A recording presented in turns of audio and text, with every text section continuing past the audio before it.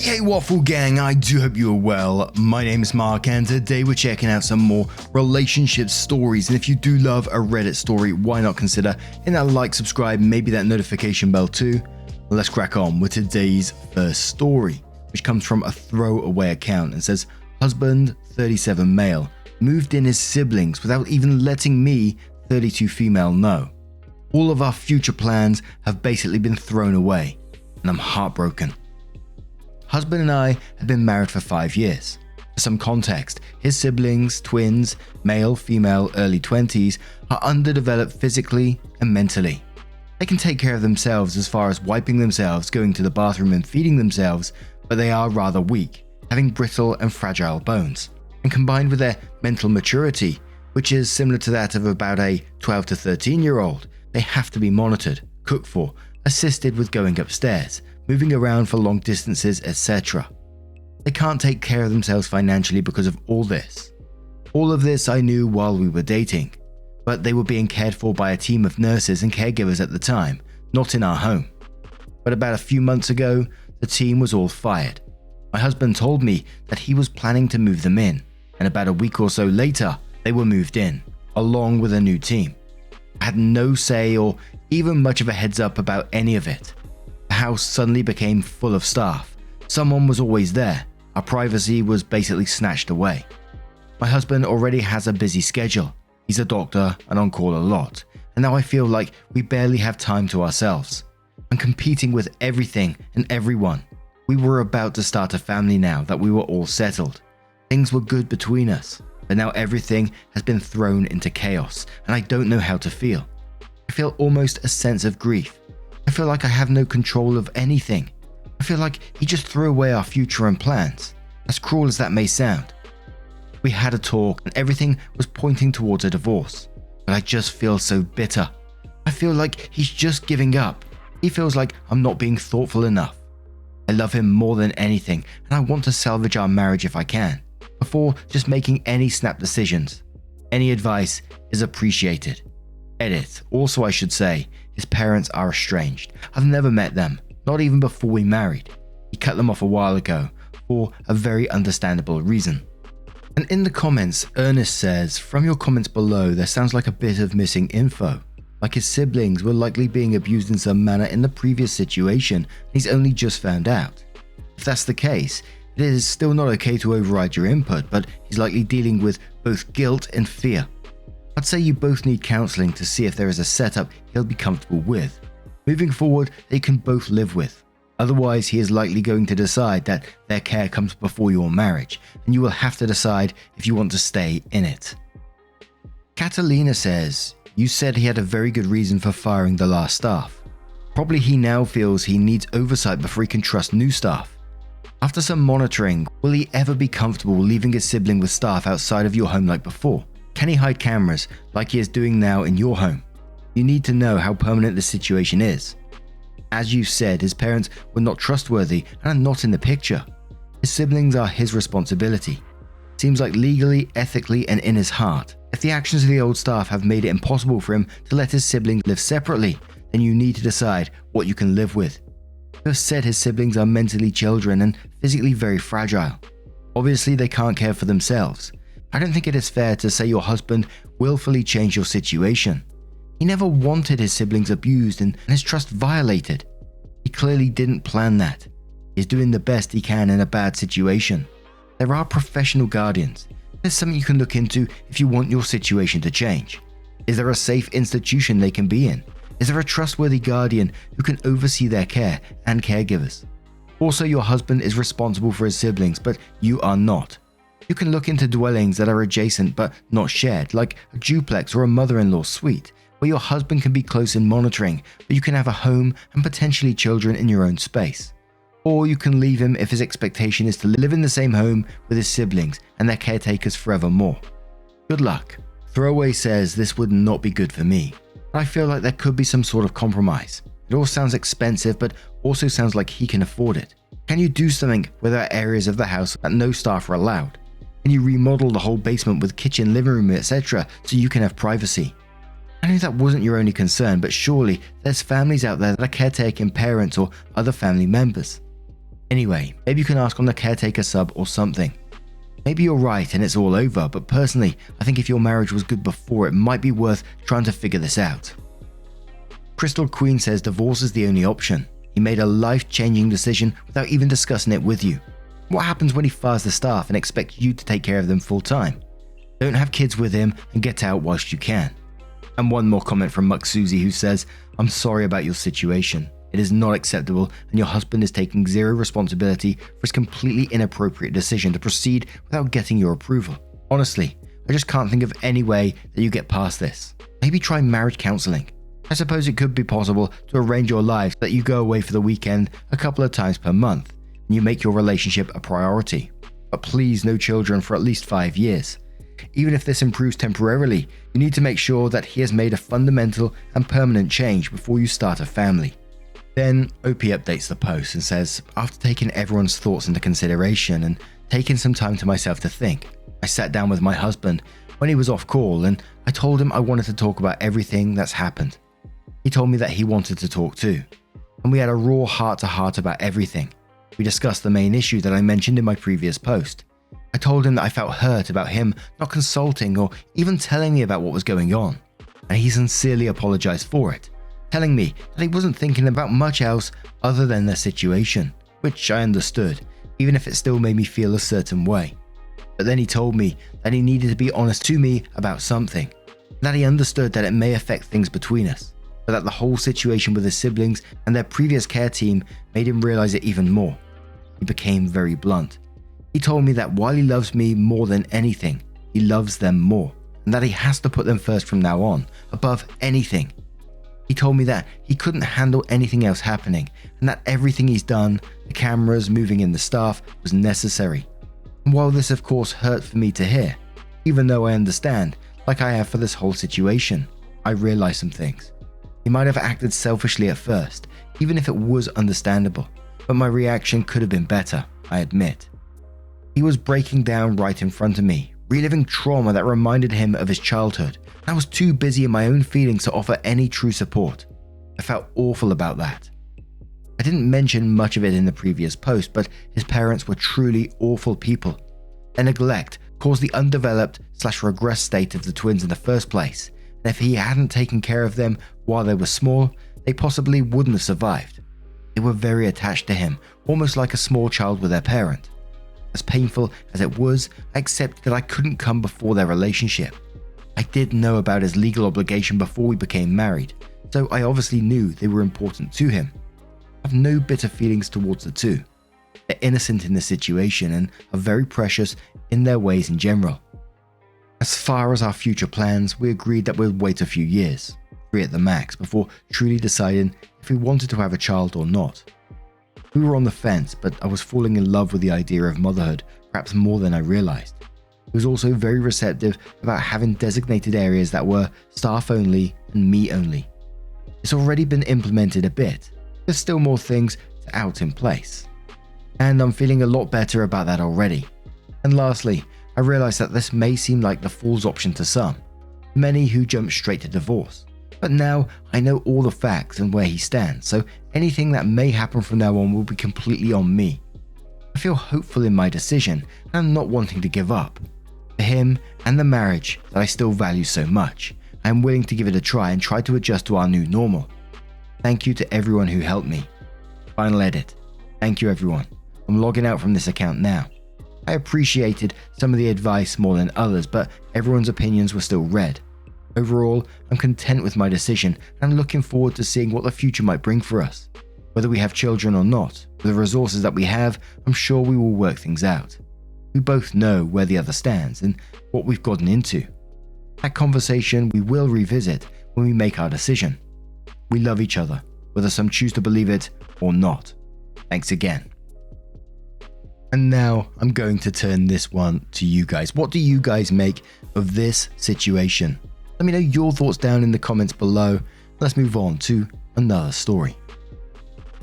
And our next story comes in several parts across the relationship subreddit and the True Off My Chest subreddit as well, starting titled Sharing Interests May 31st.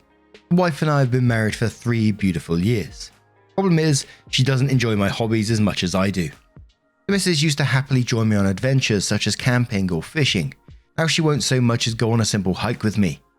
We have a 7-year-old, and since the kiddo, these adventures have been a little tough to plan and follow through with. Which I understand, but it can be hard on me. I like to get out at least once a week to clear the mind, but now that's been reduced to around once a month. She's upset every time I leave on a quick trip to the Rockies, etc., because I'm not helping enough with the kid. I've told her numerous times they should both come along, but she never agrees to this as she no longer enjoys those type of things. Should I give up on the sights I love to see and adventures I can't help but indulge in? I do want to be there for my family, but I can't cut these things out of my life forever. But that's what she expects of me. Advice is greatly appreciated.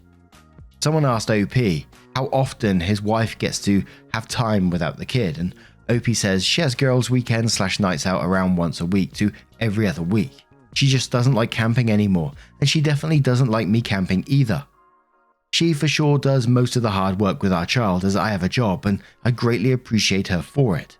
When she does go out with the ladies, I'm there for kiddo, and if she needs a break, there I am. It's no problem, I just want to camp more is all. Around a month later, OP comes in with a post titled, "My wife cheated on me," and says it's not her fault. This past weekend, the kiddo and I went on a 2-day camping trip for some father-son bonding time.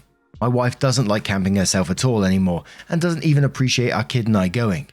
This is a big hobby for me and I want to share with my son. Usually we argue a lot about my trips, especially if I request to bring our child. But this time she was oddly cooperative about the whole thing, but still insists she wouldn't join us. I was surprised but didn't question anything because I was so excited that she was finally allowing us to go, and I didn't want her to change her mind. I thought we had finally found a common ground and the arguments were ending. I was wrong. We had a great trip and returned back on Monday. We expected to come home to an empty house as my wife should have been at her office for a few more hours. I walked the kid up to his room as he was exhausted and ready for a nap, after I walked into our bedroom to find a naked man in my bed. I recognized him as my wife's co-worker, whom I have met numerous times at her work functions. At first I was in disbelief and even wondered if I was in the right house. Then my wife walked out of our bathroom, also naked, and I had no more doubts. She looked petrified when she saw me. I've never been so angry. I yelled at the dude to get out of my house so I could speak to my wife. He grabbed his clothes and left. Then we started arguing. I never yelled at my wife. We always want to keep things civil for our son, but I was so hurt I was screaming. Then my wife decides to get defensive, saying it's not her fault, that I'm barely around and camp so much, even though I hardly go on trips anymore because she doesn't like it. She says that's what drove me to this, your neglect to this family. I was in tears at that point. I just don't understand how her cheating could be my fault. When I turned around to leave, my son was standing in the doorway and I felt terrible for yelling. I quickly consoled him, but my wife snapped at me again, telling me to get my hands off him. Now she won't speak to me and says I can't see my child until I apologize. Apologize for what? She said we could go on this trip. She planned to cheat and that kills me. It makes me wonder if she has done this before. I'm stuck staying with my parents right now and I don't know what to do. I want to see my son. I'm worried. I really scared my child and of course I would apologize to him. Just not my wife, but maybe it is my fault. Update, I'm back home now and decided it was best to get here ASAP. Things are quiet, but I'm relieved to be back in the same space as my son. Thank you all for your advice and kind words. It means so much. I'll keep you all updated if you'd like. Edit, thank you all again for the support. I appreciate it. Sorry I can't reply to everyone. There's a lot of you and things are tough right now, but thank you so much. In the case of any confusion, I am Canadian. Just over a week later, OP says, this is a follow-up to my last post about my cheating wife. For the past week, I've been working with a lawyer to initiate the process of divorce and gaining full custody of my son, with the exception of visitation for now until more is resolved. Things were awkward and tense for the first few days of me being back home, so my wife, using wife to keep things simple and identities private, decided to stay with a guy I found naked with her. I'm disappointed at the example she's setting for our son, but this makes my decision to divorce even more concrete. I will continue to share as much as I can if that's what people would like, but of course, court has its confidentialities that I must keep within the boundaries of. I want to thank everyone for the continued support you have all shown me throughout this tough time in my life. I really do appreciate it. Edit. I just want to note, please don't just blame women / use the situation to be misogynistic. Around 20 days later, Opie says, my now ex-wife revealed she is pregnant with a man she cheated with and no longer wants to see our child. This is another and most likely final update about my ex. See my past post for more information if you'd like. I expected my last update to be final post regarding my marriage, but this felt like a necessary thing to share. Last week I received several texts from my ex saying she was pregnant with an unknown man's child, obviously meaning she cheated with multiple other people before the one I found out about. She said she plans to keep the baby and start a family with her co-worker. Other posts have context. She also mentioned that she wouldn't be fighting me for custody of our son. I told her I would be willing to split the custody or at least keep visitation rights for the sake of the kiddo, but she insisted she didn't care about that anymore. I'm honestly in awe. I'm shocked she has given up on everything about the family we had, but I am most hurt for my son. At the end of the day, she isn't worth wasting any more of my energy on. I've been spending every moment I can with my kid and will continue to do so. I'm starting to feel more like myself again. I can't wait to get back into adventures and nature. I'd like to say a final thanks to everyone for the support and encouragement. I will always be grateful for that. Bias out for now. Someone did ask a question to OP on this one. They said any update on the divorce, and OP just replied she was lying about the pregnancy. But now I'm going to turn this one to you guys. What do you guys make of this situation? And let's have one more story. And someone pointed out this story to me over on the subreddit, and it's titled from a throwaway account, Am I the A-hole for telling my 13-year-old niece the truth about Santa Claus? I, female 30, have a niece who is 13. Up until a week ago, she still believed in Santa. I asked her parents, my brother and sister-in-law, if she was just pretending to still believe to make them feel bad or maybe to get more gifts or something, but they were adamant she still believed. Last Christmas Eve, I was at their house for dinner, and she kept saying things like, I'm so excited for Santa to come tonight, and telling me everything she had asked him for, and wondering what country he was in at that very moment. She doesn't have any younger siblings, so it's not like she was saying this for anybody else's benefit. She is a smart girl and does well in school and has no developmental delays that I know of. She just, for whatever reason, still believed in Santa at age 13. Her parents didn't seem to have an issue with it. They said they absolutely did not want to tell her the truth and ruin the magic of Christmas.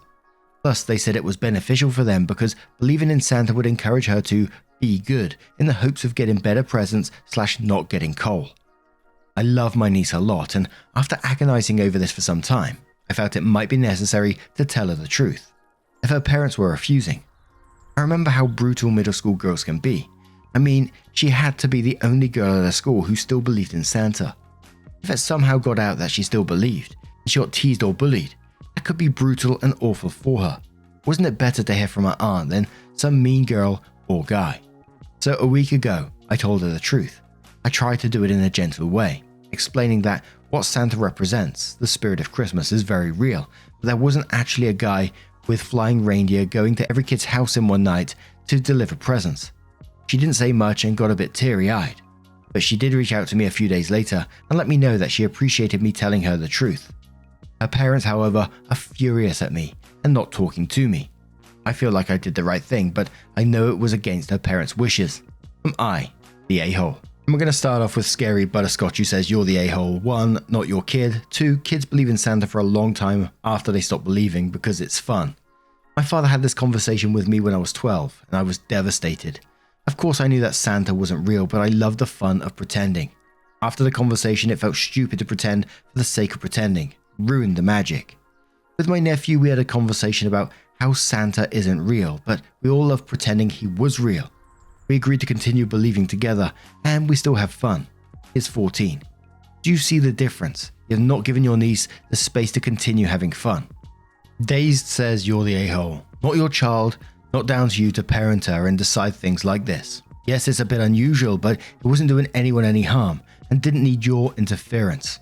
Reddit is a says, what are all these comments? Kid is fucked if she thinks Santa is real at 13. There was a dude I knew when I was in middle school and some of the kids found out he thought Santa was real. He was relentlessly bullied. It was terrible. Not the a-hole all the way. If anything, you're saving her. Kids can be really mean sometimes.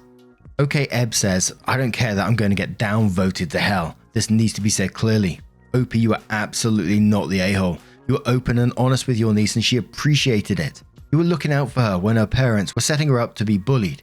Plus now she knows that she can trust you with things she wouldn't tell her parents. Jen Stegata says, not the a-hole. Did none of the other commenters go to public school? 13 is the age that they start teaching you sex ed in school.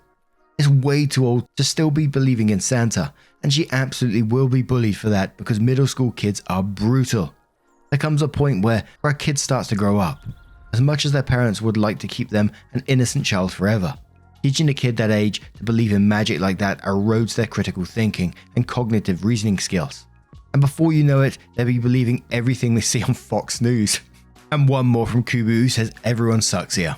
I think she may be past the point where it's developmentally appropriate to believe in Santa. Her parents should have probably had this conversation with her a few years ago. You had good intentions, but it's not really your place, so I get why her parents were mad. But you were just trying to be a good auntie. We all overstep sometimes. Now, I'm going to turn this one to you guys. What do you guys make of this situation? Let me know your thoughts down in the comments below. And just a huge thank you from the bottom of my heart for getting involved in today's stories. Your love, your support, your time always means the absolute world to me, so thank you once again, and hopefully I'll see you in the next one. Take care, and much love. Wake up, get up, stretch my legs, eat some breakfast, milk and eggs, brush my teeth up, wash my face, throw my clothes on, start my day. Wake up, I can smell the smoke from the bacon. Let's go, see the sun shining from the windows.